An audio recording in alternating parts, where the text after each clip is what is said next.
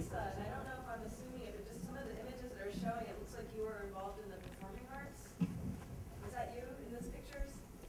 Oh.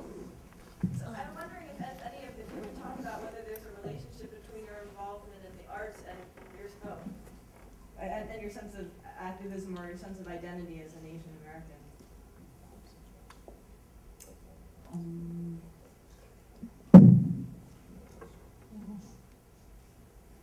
I'm trying to think. I guess my first involvement with the arts, well, it just started my learning to play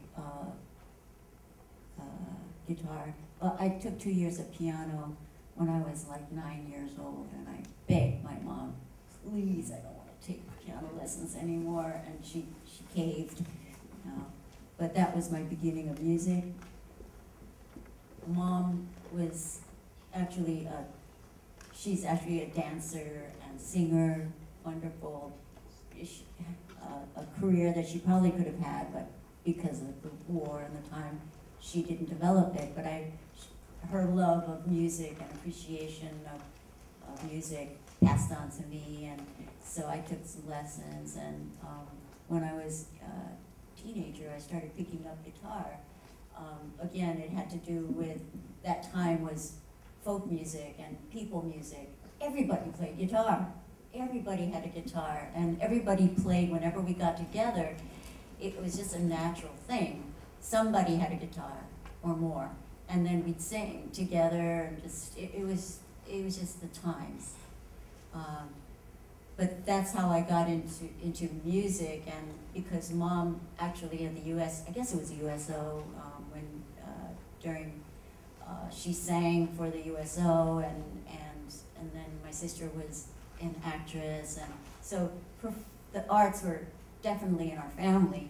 I think I just kind of wanted to, it was just there. It was part of a strain or part of the DNA, and I think what it was, now that we're talking about it, twofold. One, it was a personal identity, a way of expressing myself, because I was very, I don't know, shy, I guess, and kind of inhibited, and because all my, up to being like mid-teens or so, really denying my identity, my ethnic, that part of my identity, it was, the music became a vehicle for me as I took singing lessons and guitar, and right about the time I met Warren and started to get involved with identity workshops in New York, and came out to LA when in my early 20s. Because there was a lot of community events that went on, and everything was volunteer. I was able to, I learned a few songs. Warren's brother and sister, who have a band called Visions, they've been playing for years and years and years, and we would sing together. Marcia, my sister-in-law, she and I liked the same kind of music, and we learned the music of Chrissy Chima and Charlie Chin, and wonderful music that really meant something personally to us.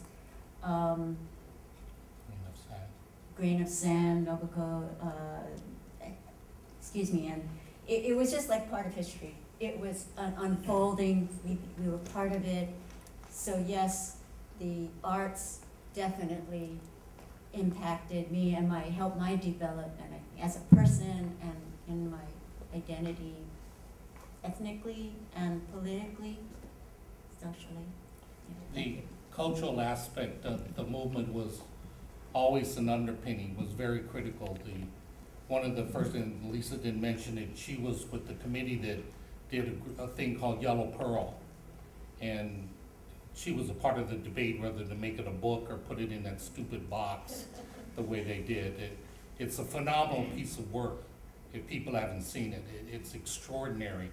But it's all about identity and what young people thought then. And they wrote poems, and they drew pictures and illustrations, and they wrote songs. And at the same time, people like Bob Nakamura and all the other young folks that started visual communications, that all started at the same time.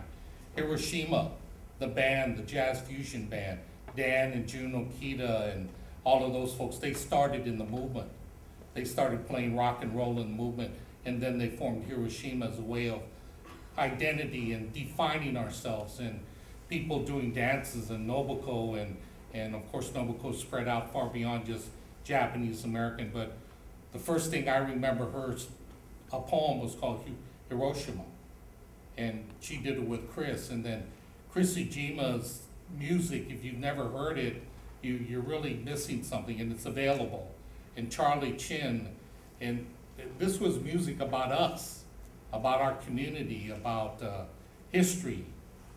Charlie Chin does this phenomenal stuff about Chinese American history that he just conjured up out of his own imagination with a good dose of historical fact.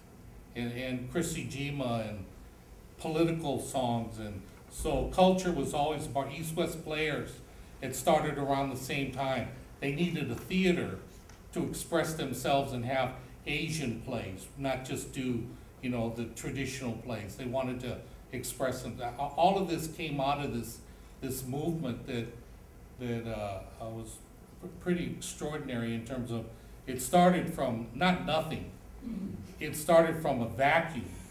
And then once we started filling that vacuum, we looked at our history and our culture, and that sort of rejuvenated it and connected all of it with modern forms and sounds, and you see it being done differently now as well.